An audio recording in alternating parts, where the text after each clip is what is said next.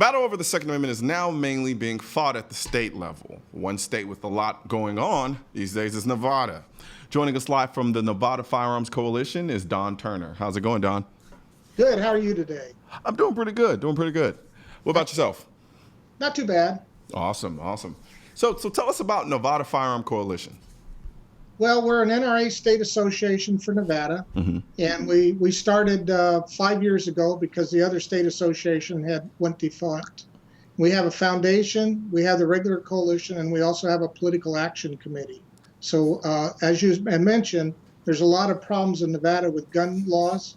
So we found out we had to get really involved in the political side of it. Gotcha. So what are some of the bills that you guys are involved with these days?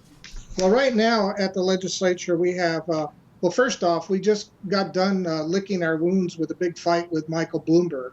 He put $22 million in this state to get comprehensive background checks, as he called them.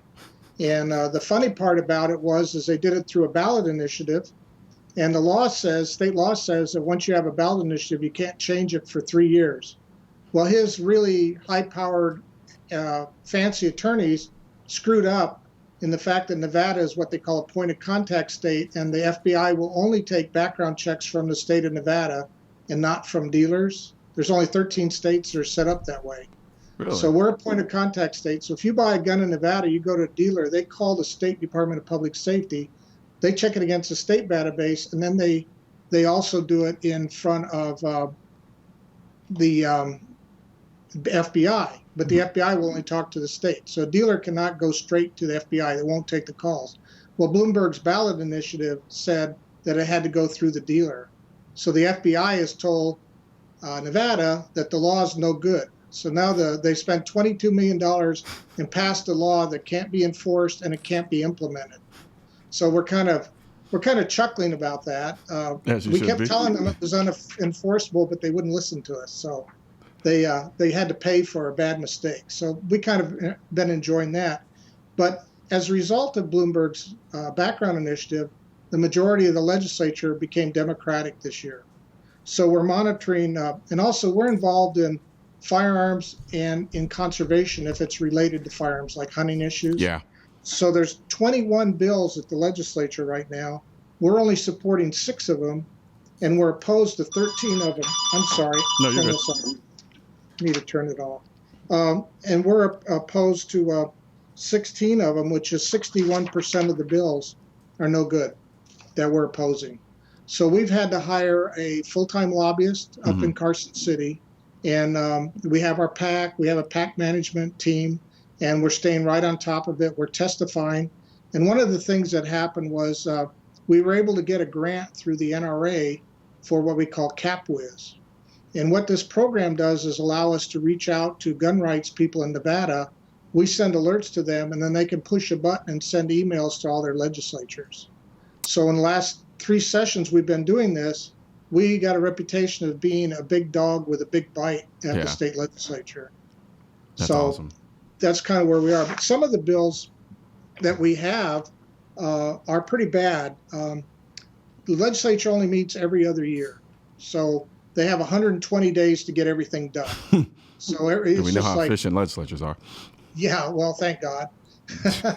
And but what happens is they go crazy. So they're meeting like 24/7. So if you don't have a lobbyist right there, stuff happens you don't know about. Gotcha. So one of the bills 2 years ago, we had a castle doctrine that said that if somebody breaks into your house by force and you shoot them, you have criminal protection from criminal liability, but not civil. So we added civil. And this year, the legislature tried to strip out the civil protection.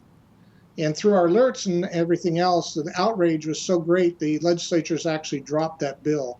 So we were able to preserve our civil protection if you have to get involved in a deadly shooting. Did you understand what the motivation was behind why they would fight to keep that, to basically remove that from the law? That protection? I think there were two reasons. I think one was a misunderstanding, that they thought that was for all self-defense in Nevada. Gotcha.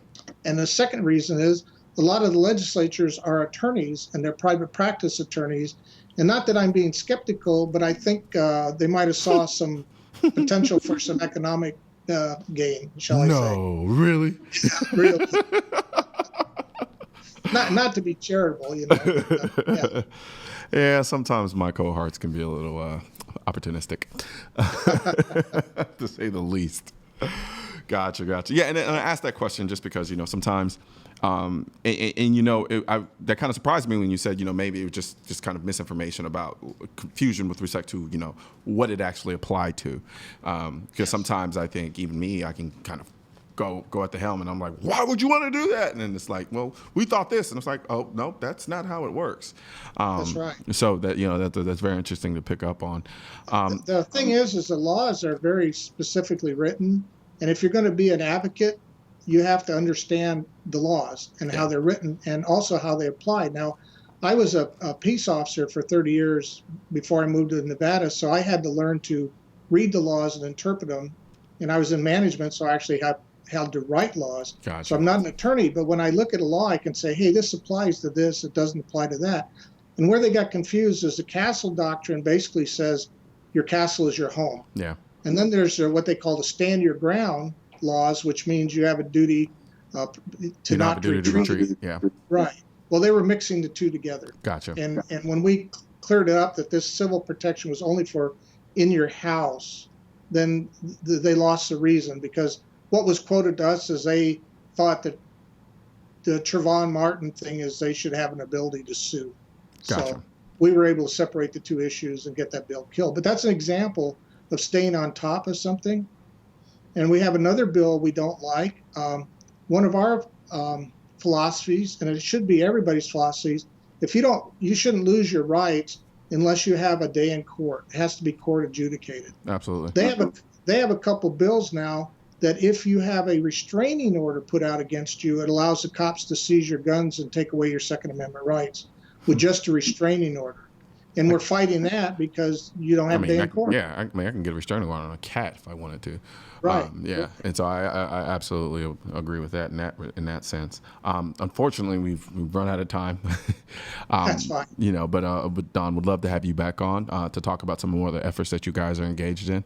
And please don't hesitate to join us again. Well, thank you, and I appreciate your time. It was nice meeting you. Absolutely. Thank you very much, Don. Bye now. Thank you for joining us today on Seeing Live. We'll be back tomorrow at 5 p.m. Eastern on NRATV. Hope you will too. I'm Colion Noir, and I'm out.